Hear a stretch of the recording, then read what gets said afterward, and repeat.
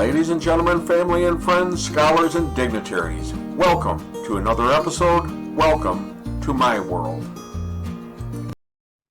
Hello, friends. So we just received a report that crime in New York State has increased yet again this past year. In fact, if I'm right, it's been rising for the past 10 years. It's simply amazing how it's totally out of control. And to be honest, there is a point where you have to ask, who's to blame for it? Let me just review it very fast. Throughout New York State, with the exception of New York City, we've had a 21% jump in crime in the past 2 years. Car thefts, 20,615, a 187% increase. Larceny to 133,000 cases, an 11% increase.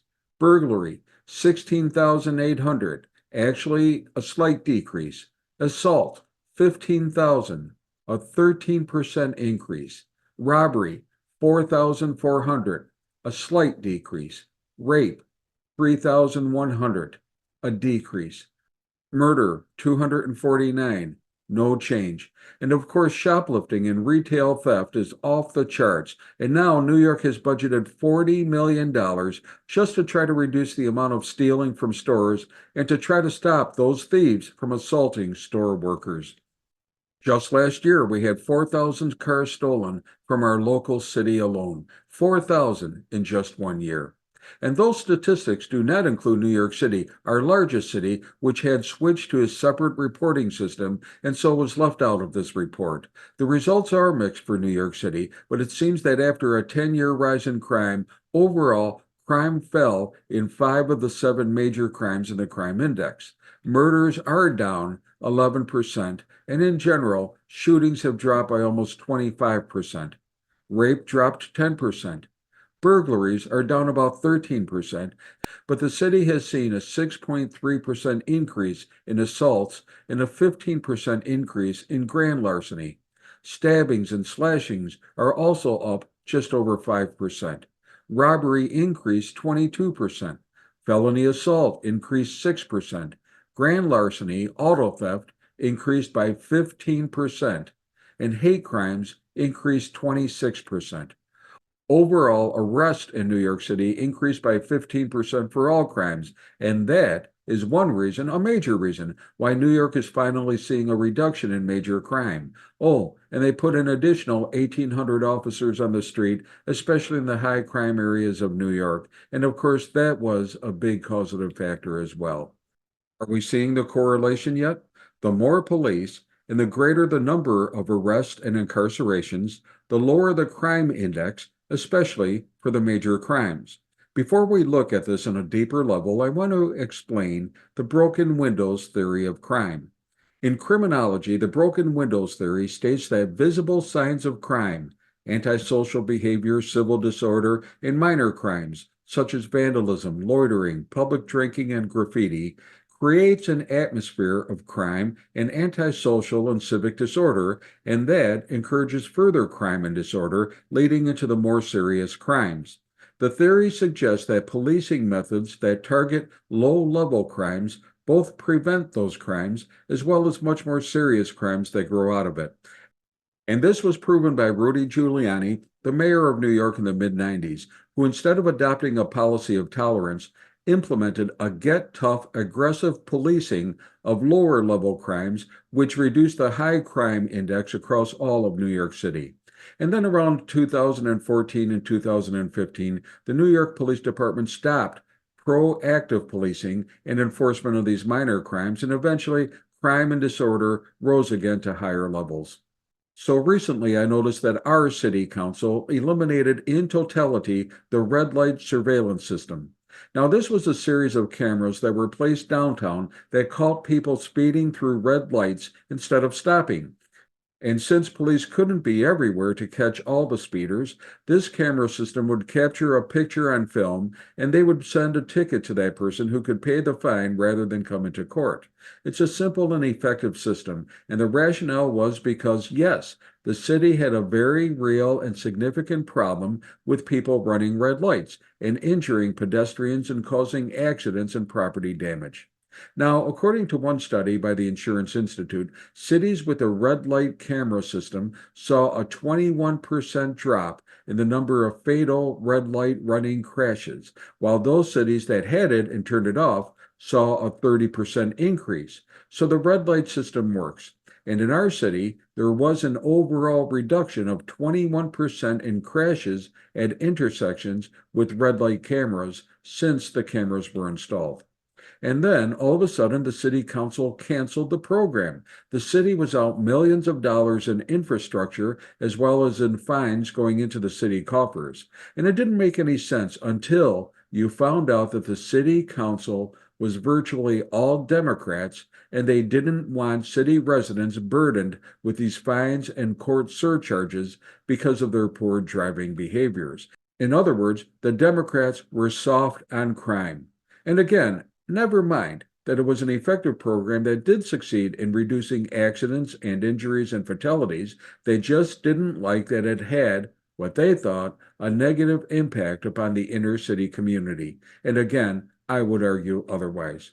So that brings us to this discussion. Exactly what else have the Democrats done to go soft on crime? And actually, the list is amazing. We all remember the Summer of Love and how virtually every city run by the Democrats screamed out to defund the police. Now, this isn't a dissertation about the need for policing in America, but let me just say that the police are the primary defense against lawlessness in America. They are the foundation for law and order. Without a professional police department, we'll have crime and violence and chaos and anarchy on a scale we couldn't even begin to imagine. And in that regard, to defund the police is counterproductive for a civilized, peaceful society. And yet, that's what the Democrats called for, and that's what they did all across America. And under the theme of social justice, which no one really understands, the Democrats proposed and supported numerous other initiatives for criminal justice reform, many of which had similar outcomes, and together fashioned a pro-criminal spirit that rippled throughout America. Some of these changes seem minor, like reclassifying the level of shoplifting to $1,000 before it becomes a felony, and even to allow some shoplifters to go free of punishment. Yet, again, that change actually encourages shoplifting and is counterproductive. Many stores lost so much merchandise that they have products locked behind glass barriers, and many stores, both local family-owned businesses as well as national chains, have closed their stores entirely.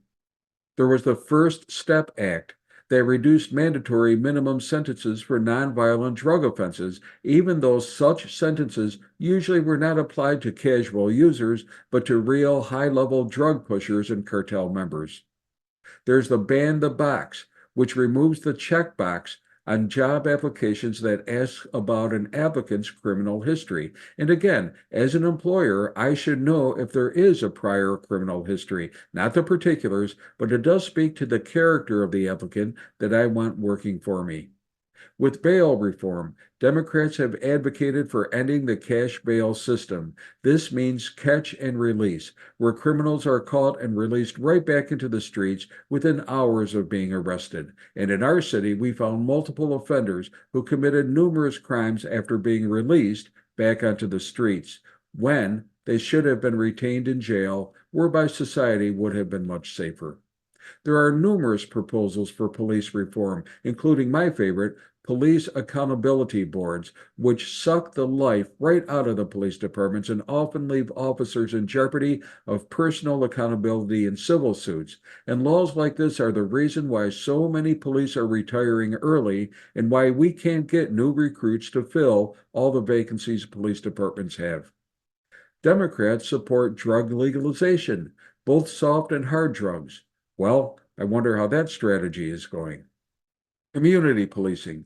Democrats have supported initiatives to defund entire police departments and replace them with citizen monitoring groups that are trained to de-escalate and talk perpetrators out of committing crimes. Again, not a realistic goal. Racial justice and sentencing. And there is even a proposal to give judges discretion to address racial disparities while issuing sentencing, including consideration of the racial impact of their sentencing decisions and how it may affect communities of color. Voting rights for prisoners. And now there's even a bill to allow prisoners to vote. And again, many people with felonies have been stripped of the right to vote, but now the Democrats want to correct what they say is a constitutional right. But sure, since they tend to vote Democrat.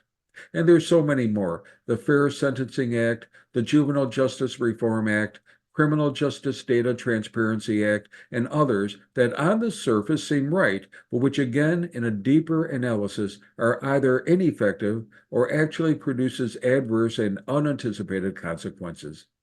Now, I'm certainly not against second chance programs where we fund programs aimed at rehabilitation and helping individuals with criminal records reintegrate into society by providing job training, education, housing, drug counseling, and other support services.